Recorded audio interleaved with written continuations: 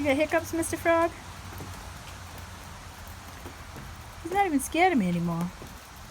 You look like you have hiccups.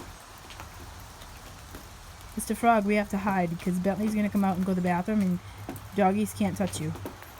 Oh, okay, he knows about doggies. Alright, I'm gonna put you down, Hiccup, okay? I'm gonna call you Mr. Hiccup.